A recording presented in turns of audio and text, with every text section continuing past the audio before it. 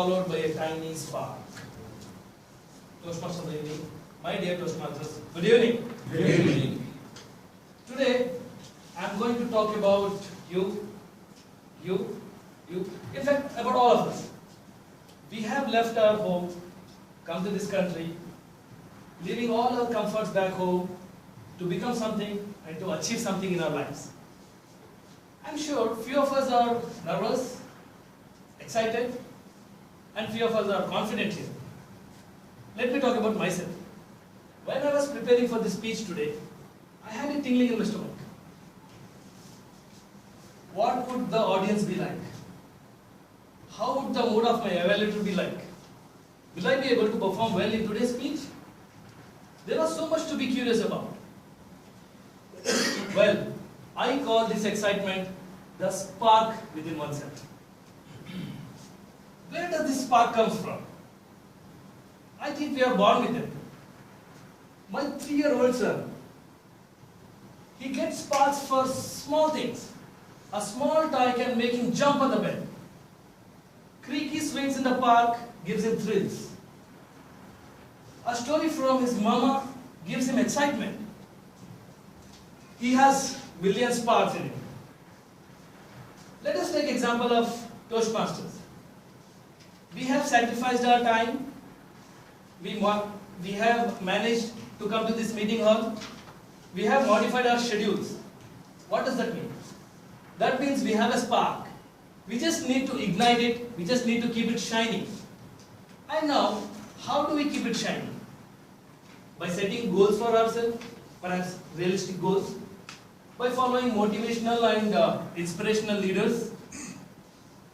By being an active Toastmaster. And having a balanced, successful life. Did you observe? I said balanced before successful. That is very important. You need to balance your health, your family, your relationships, your friends, your social status all together. Then only the successful life will have a meaning.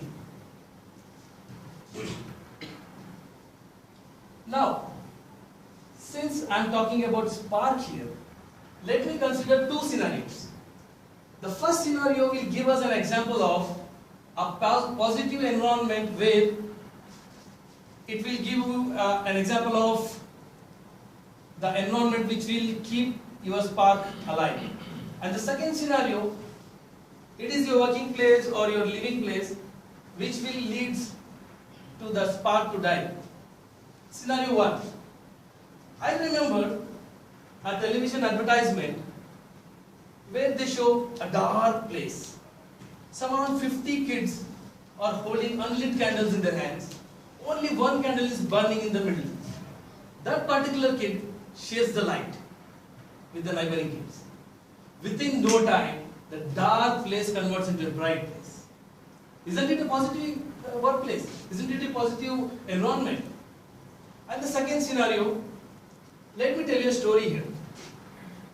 In India, there is a zoo, poorly maintained zoo. There lived a lion.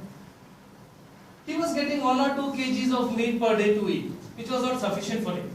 He was basically an unhappy lion. One fine day, an American zoo manager comes to this zoo. He sees the lion and he requests the local management to shift that lion to American zoo. The spark ignites. The lion is happy. He is going to America. Finally, the lion is shifted to America. He gets a nice big cage, centralized AC environment, very beautiful audience. He was very happy. The food comes in a nicely packed parcel. The lion opens the parcel and what he sees? Bananas and boiled vegetables. The lion is thinking, okay, the management is cautious about my health after traveling such a long journey. Okay, I will manage for a day. Second day, the parcel comes. The lion opens the parcel and what he sees? Bananas and boiled vegetables again. The spark started dying. Third day, the food parcel comes. With less excitement, the king of the jungle, lion, opens the parcel and what he sees? Bananas and boiled vegetables again. Now the lion is furious. He catches the delivery boy and he asks him, "Don't you know I am lion? I am king of the jungle and you are giving me this food?" The delivery boy politely says, "Dear sir, I know that very well, but you have been brought here on a monkey's visa." My dear friends, I welcome you all to a life full of sparks. If God gives me an opportunity to change something right here, right now, I will ask Him to retain that spark I see in your all lives now. Not only through your professional lives, through your personal lives as well. I hope our club will keep that spark shining. Isn't it cool to say, I come from the club of 1 billion sparks? Before concluding my speech, I would like to share a best practice with you all, basically a physical exercise to keep the spark in you shining. May I ask you all please to stand up? Raise your hands. Clap. Please take your seats. What happened? Did you see the spark? Well, let me tell you, the spark is already there and it is being ignited as well. I just now invented a new idea of getting standing applause. Standing audience. Thank you.